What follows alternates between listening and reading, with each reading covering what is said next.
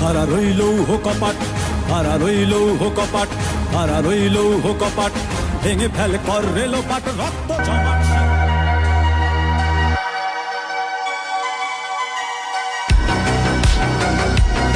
প্রস্তুত মোবাইল নিয়ে তারা প্রস্তুতি নিচ্ছেন এবং ইতিমধ্যে আমরা দেখছি যে সংসদ ভবনের যেই উত্তর আকাশ থেকে মূলত একে একে ড্রোন আকাশে উঠছে এবং এর মধ্যেই অর্থাৎ কিছুক্ষণের মধ্যেই দেখা হবে। আমরা দেখতে পাচ্ছি যে এই যে এক এক করে ড্রোন কিন্তু মহান সংসদ ভবনের উত্তর আকাশ থেকে উড্ডয়ন করছে এবং এইখানে নানান ধরনের দৃশ্যপট দেখানো হবে, যার মূল থিম রাখা হয়েছে কিভাবে শেখ হাসিনা গণ অভ্যুত্থানের মুখে দেশ ছেড়ে পালিয়ে গিয়েছেন।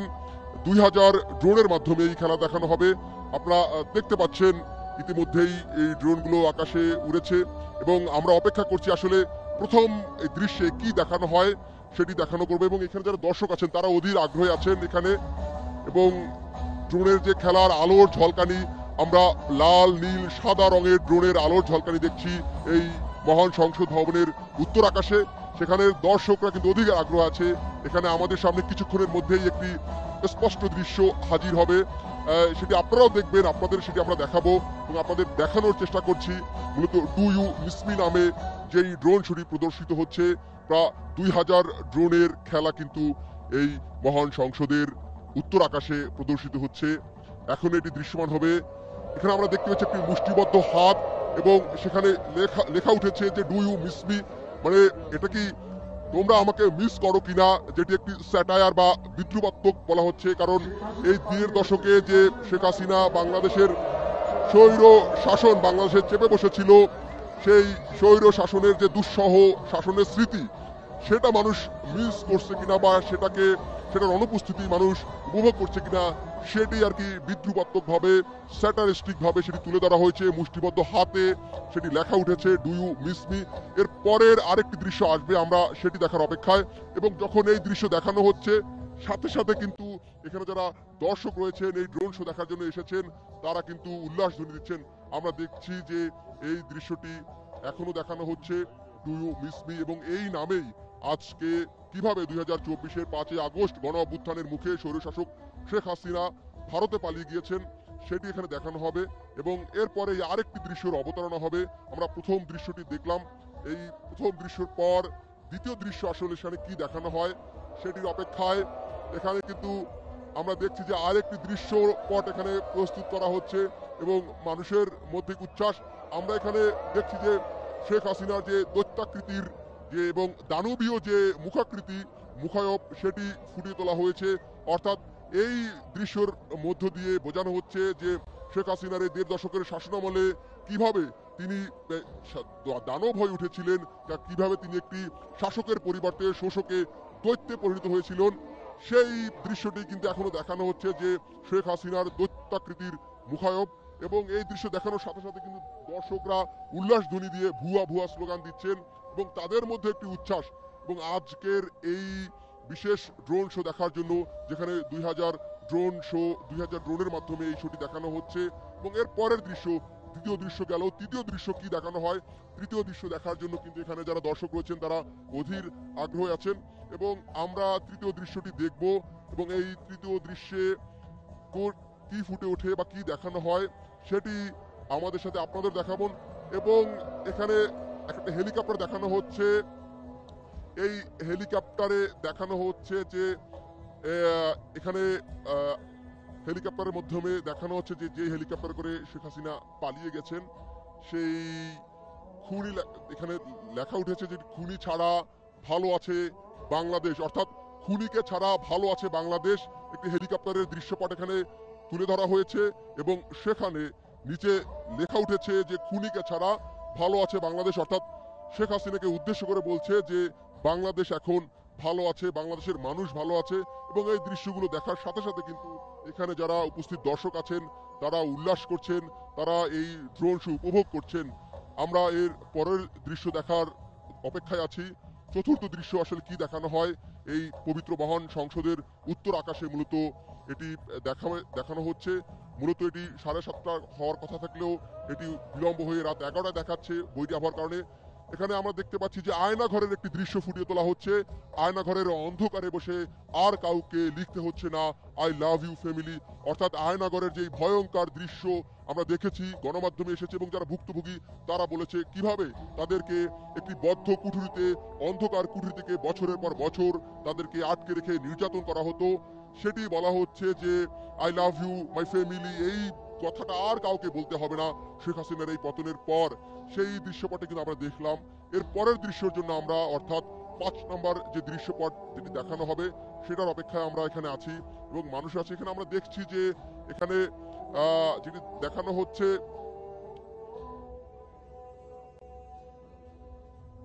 বিএনপি নেতা ইকরামুল হক, যাকে ক্রস ফায়ার করে মেরে ফেলা হয়েছিল, যেটি তার সেই পরিবারকে দেখানো হচ্ছে। তিনি তার পরিবারের সাথে তখন কথা বলেছিলেন এবং তার পরিবারের সাথে তিনি ফোনে যুক্ত থাকা অবস্থায় তাকে কিভাবে বিচার বহির্ভূতভাবে হত্যাকাণ্ডের শিকার হতে হয়েছে সেটি কিন্তু আমরা সেই ইকরামুল হত্যাকাণ্ডের দৃশ্যপটকে এখানে মাত্র দেখানো হয়েছে, আমরা সেটি দেখলাম। অর্থাৎ একের পর এক দৃশ্য কিন্তু এই মহান সংসদের উত্তর আকাশে ভেসে উঠছে এবং এখানে যারা দর্শক আছেন তারা সেটি উপভোগ করছেন এবং তাদেরকে সেই জুলাই অর্থাৎ 1.5 দশকের যে স্বৈর শাসনের শাসনামল, সেই শাসনামলে তুমি ফিরিয়ে নেওয়া হচ্ছে। যেটি বলছিলাম যে ইকরামুল হকের কথা বলা হচ্ছিল, তার মেয়ে কিন্তু ফোনে কান্না জড়িতে বলেছিল যে আব্বু তুমি কান্না করতেছো যে, বলে কাঁদছো না, কাঁদছে না কোনো, এই যে কোনো ইকরামের কন্যা, যেটি বলছিলাম যে তার ইকরামের যে মেয়ে তিনি তার ফোনে বলেছিলেন যে আব্বু তুমি কান্না করতেছো, যার তাকে ঠিক ক্রস ফায়ার দেওয়ার আগের মুহূর্তে এটি বলছিলেন। অর্থাৎ আর কোনো কন্যাকে বা আর কোনো সন্তানকে কাঁদতে হবে না, এই যে সেই বিষয়টি এখানে দেখানো হয়েছে। অর্থাৎ এই 1.5 দশকে যে গুম খুনের একটি সংস্কৃতি চালু করেছিল পতিত আওয়ামী লীগ সরকার, সেই দৃশ্যপটে কিন্তু ফিরিয়ে নিয়ে যাওয়া হচ্ছে এবং এখানে যারা উপস্থিত দর্শক আছে তাদেরকে সেটি মনে করে দেওয়া হচ্ছে যে এই 1.5 দশকে তারা আসলে কত একটি ভয়ানক দুঃশাসনের মধ্যে ছিল। সেই দুঃশাসনের চিত্রপট কিন্তু এখানে ফুটে উঠছে ডু ইউ মিস মি নামের মধ্যে। এবং এখানে আমরা যেটি দেখছি যে দেশের সার্বভৌমত্ব নিয়ে কোনো কথা বলতে হচ্ছে না, কোনো আবরার ফাহাদকে, এখানে আবরার ফাহাদের কথা, আবরার ফাহাদ যেই ভারতীয় আগ্রাসন নিয়ে কথা বলেছেন বা তিনি যেই দাঁড়িয়েছেন ভারতীয় আগ্রাসনবাদের বিরুদ্ধে একটি প্রতীক হয়ে দাঁড়িয়েছিলেন, সেই ভারতীয় আগ্রাসনের বিরুদ্ধে কথা বললে কাউকে জীবন দিতে হবে না, কাউকে অত্যাচারের শিকার হতে হবে না, সেই দৃশ্যপটকে কিন্তু এখানে ফুটিয়ে তোলা হয়েছে। আমরা দেখতে পাচ্ছি যে একে একে করে প্রায় 2000 ড্রোনের মাধ্যমে এই যে দৃশ্যপট সেটি উপস্থাপন করা হচ্ছে এবং এখানে আমরা দেখছি যে গণলুটতন্ত্রী সরকারের কোনো, এই যে মন্ত্রীরা যে মাফিয়া সরকার একটি গঠন হয়েছিল, যারা ব্যাংক ডাকাতির সাথে জড়িত ছিল, তারা বলছেন যে বাংলাদেশ ব্যাংকের টাকা আর লুট হবে না। অর্থাৎ আমরা সেটিও দেখেছি বাংলাদেশের অর্থনৈতিক অবস্থাকে, ব্যাংক খাতকে কিভাবে ভেঙে দেওয়া হয়েছে, সেই ব্যাংক ব্যবস্থাকে ভেঙে দেওয়া, অর্থনৈতিক অবস্থাকে পঙ্গু করে দেওয়া, সেই বিষয়টা নিয়েও কিন্তু এখানে এই ফুটিয়ে তোলা হয়েছে। অর্থাৎ আমরা এখানে দেখতে পাচ্ছি সালমান এফ রহমানকে ফুটিয়ে তোলা হয়েছে এই দৃশ্যপটের মধ্য দিয়ে, যিনি বিগত আওয়ামী লীগ সরকারের একজন মন্ত্রী ছিলেন এবং উপদেষ্টা ছিলেন শেখ হাসিনার, বাণিজ্যিক উপদেষ্টা, তাকে কিন্তু ফুটিয়ে তোলা হয়েছে। অর্থাৎ তিনি কিভাবে শেয়ার মার্কেটকে লুট করে কিভাবে বাংলাদেশের অর্থনীতিকে ধ্বংস করে দিয়েছিলেন সেই দৃশ্যপট কিন্তু এখানে দেখানো হয়েছে। আমরা এই যে বাংলাদেশের মাফিয়া বা বাংলাদেশের অর্থনীতি লুট করার দৃশ্যে আর একজনের দৃশ্য চেহারা ফুটিয়ে তোলা হয়েছে, সাবেক প্রধানমন্ত্রী শেখ হাসিনা, যিনি এই বাংলাদেশের শাসন ব্যবস্থাকে ভেঙে দিয়েছিলেন, অর্থনৈতিক ব্যবস্থাকে পঙ্গু করে দিয়েছিলেন, তাকেও কিন্তু এখানে এই যে গণলুটতন্ত্রী সরকারের কোনো মাফিয়া লুট করছে না এবং এই যে বাংলাদেশে যে আর কোনো ধরনের মাফিয়া বা আর ফিরে আসবে না সেটি এই মনে করে দেখাচ্ছে। আমরা এর পরের দৃশ্যপটে শেখ রেহানাকে দেখতে পাচ্ছি, যিনি শেখ হাসিনার বোন, অর্থাৎ এই শেখ মুজিব পরিবারের এই সদস্য। তারা যেভাবে একটি পরিবারতন্ত্র বাংলাদেশে কায়েম করেছিল সেটি কিন্তু সেই সময়ে আজকের এই ড্রোন শোর মধ্যে দিয়ে ফিরিয়ে নেওয়া যাচ্ছে। এখানে যারা উপস্থিত দর্শক আছেন দেশবাসীকে স্মরণ করে দেওয়া হচ্ছে, তাদেরকে সেই অতীতের দুঃশাসনে ফিরিয়ে নিয়ে যাওয়া হচ্ছে এবং তাদেরকে সেই বার্তাটি দেওয়া হচ্ছে যে 1.5 দশকে বাংলাদেশের শাসন ব্যবস্থা, বাংলাদেশের মানুষের নিপীড়ন নির্যাতনের যে ইতিহাস সেটি, এবং যারা এই লুটপাট নির্যাতন এবং এই গুম খুনের সাথে জড়িত এবং বাংলাদেশের যে একটি পঙ্গু রাষ্ট্রে পরিণত করা, সেটি মূলত আসলে এখানে ফুটিয়ে তোলা হচ্ছে। এবং এখানে আমরা দেখছি যে অসংখ্য মানুষ কিন্তু এটির ভিডিও ধারণ করছেন, যারা এখানে দর্শক আসছেন তারা উপভোগ করছেন। এবং এখানে আরেকটি লেখা যেটি ফুটে উঠেছে আমরা দেখতে পাচ্ছি, আগে খুনি সরকারের তরে মানুষ পোস্ট ভয়ে ডিলিট করতো, যেটি অর্থাৎ কোনো কিছু ভয়ে মানুষ পোস্ট করতে পারতো না। নিষিদ্ধ ছাত্রলীগ, যুবলীগ এবং আওয়ামী লীগের সন্ত্রাসীদের ভয়ে কিন্তু কোনো কিছু মানুষের মত প্রকাশের স্বাধীনতা ছিল না, সেই ব্যাপারটি এখন এখানে ফুটিয়ে তোলা হয়েছে। এখন জনগণের ভয়ে সরকার পোস্ট ডিলেট করে, অর্থাৎ যেটি বলা হচ্ছে যে অন্তর্বর্তী সরকার গঠন করা হয়েছে জুলাই গণ অভ্যুত্থানের মধ্য দিয়ে যে সরকার গঠিত হয়েছে, এই সরকার যে তাদের নিজ বিভিন্ন অবস্থান পরিবর্তন করেছে জনগণের সমালোচনার মুখে বা জনগণের দাবির মুখে, সেটি তারা এখানে ফুটিয়ে তুলেছেন। এবং আর একটা দৃশ্য আমরা দেখতে পাচ্ছি যে এখানে লেখা উঠেছে, আমরা জানি ফেসিবাদ মুক্ত মুক্ত দেশ পুনর্গঠন দিতে পারি, অনেক পথ পাড়ি দিতে, অর্থাৎ যেটি বলা হচ্ছে যে এই যে ফেসিবাদ মুক্ত দেশ পুনর্গঠনের যে নতুন বাংলাদেশ বিনির্মাণের কথা বলা হচ্ছে, সেই পথ বিনির্মাণে আরো অনেক পথ বাকি আছে, আরো অনেক পথ এই জনগণকে নিয়ে পাড়ি দিতে হবে। সেই দৃশ্যগুলোই এখানে ফুটিয়ে তোলা হচ্ছে। একের পর এক দৃশ্য এই মহান সংসদের উত্তর আকাশে ভেসে উঠছে 2000 ড্রোনের খেলায়, লাল নীল বিভিন্ন রঙের আলোর ঝলকানিতে এই পবিত্র সংসদের আকাশ একটি আলোর খেলায় পরিপূর্ণ হয়েছে। এবং এরপর আমরা দেখছি যে দুর্গম পথ বলে এই যে একটি নতুন বাংলাদেশ নির্মাণে যে দুর্গম পথ, সেটি পাড়ি দিতে আসলে কেউ থেমে থাকবে না।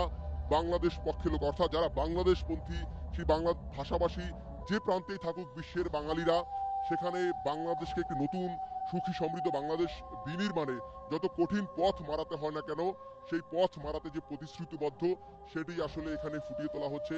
আমরা দেখছি যে আলোর ঝলকানিতে এই মানিক মিয়া এভিনিউ এলাকা এবং দেখানো হচ্ছে, এবং এখানে আর বাংলাদেশের জাতীয় পতাকা ফুটিয়ে তোলা হয়েছে এবং সেখানে বলা হচ্ছে সবাই মিলেই আমরা গর্ব বাংলাদেশ 2.0, অর্থাৎ এই গণ অভ্যুত্থানের মধ্য দিয়ে